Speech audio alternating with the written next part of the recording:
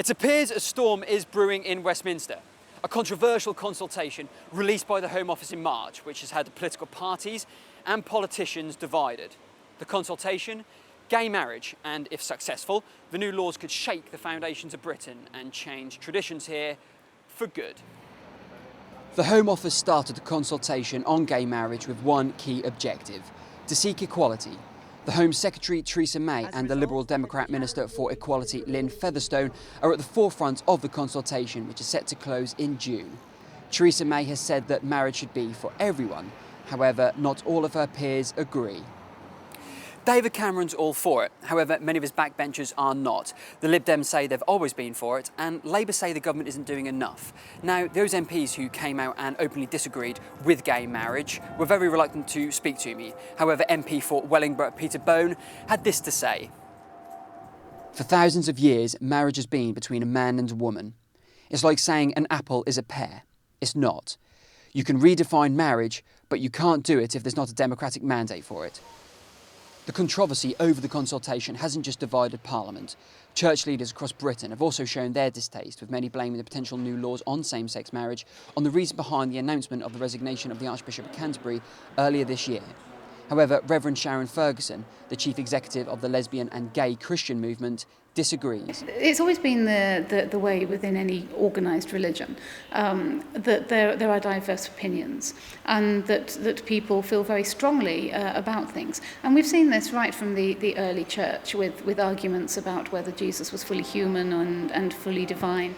A politician recently said that allowing same-sex marriage could lead to polygamy and child marriage. Is that true? No, not at all. I've even heard that it will lead to bestiality as well. Let's throw that one in the pot too. It's the same old argument of scaremongering.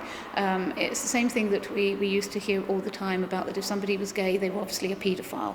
What we're talking about here is allowing adults, people who are able to make these decisions for themselves, to choose who they wish to get married to.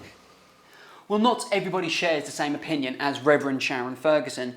An online petition was set up called the Coalition for Marriage, which gives people the chance to vote against it. I don't think anybody anticipated the amount of people who have signed the petition so far, and just to demonstrate, I'm going to come back in an hour's time, refresh the page and see how many people have signed up in just 60 minutes. Well, there you go, an hour's up. I've just refreshed the page, and beforehand the number was 456,045. The number's now 456,184, which is a growth of 139 signatures in just the last hour. And although the number currently stands at nearly 500,000, that's just extraordinary. That's over 2 people every minute. Incredible. One of those names on the Coalition for Marriage petition is Dr. Lisa Noland, a Christian campaigner through the Anglican Mainstream who openly opposes same-sex marriage. I went to her home in Bristol to find out why. What I'm concerned about are the activists, your gay activists, who are wanting this to become a political agenda that we all sign up to, or we are written off as right-wing extremists. Essentially, from my perspective, gay has become the new black. And if you're not pro-gay, you're a racist. It's kind of simple as that. The Bible is very clear that all sex outside of a monogamous, exclusive heterosexual marriage is wrong, is immoral. So what is the Home Office actually trying to find out? They're trying to enable same-sex couples to have a civil marriage. These ceremonies can be held at all registry offices across Britain. To retain civil partnerships for same-sex couples and allow couples already in a civil partnership to convert this into marriage. Any civil partnership registrations on a religious premises will continue as is currently possible, i.e. on a voluntary basis for faith groups and with no religious content. The consultation will not make changes to any religious marriages. This will continue only to be legally possible between a man and a woman.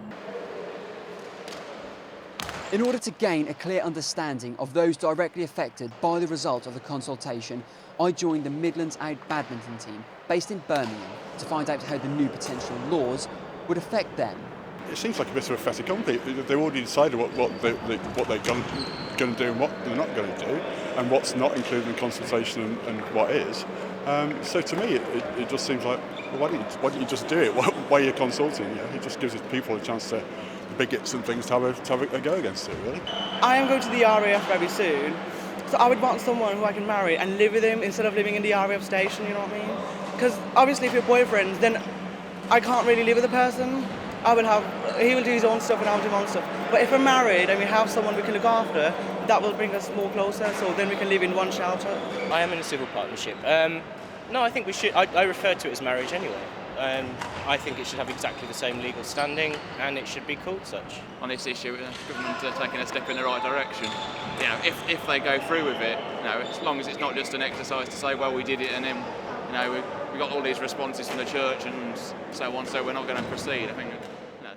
Another element of the consultation is allowing individuals to legally change their gender without having to end their marriage. I spoke to Alexia, a campaigner and trans liaison officer for the LGBT. A divorce from someone that you love is emotional and an expensive process, and then having to go through all that without your partner by your side, because you never know. Some things lead to the point where you get the divorce and the partner's like, I can't take this. It's happened before. I do feel that the government are starting to wake up. They're not fully behind it, I don't think, because it's something they don't understand. It will make a big difference to the community, because it's going to feel as if we're being recognised, and maybe there'll be more legislations come in. I'm a heterosexual female. What's the difference? Well, shortly after the consultation reaches its conclusion, all eyes will be here on Britain for the Olympics. Spain, Argentina and Sweden, just a few of the countries who have embraced same-sex marriage so far. So whether the laws are passed here or not, surely seeking equality is a step in the right direction.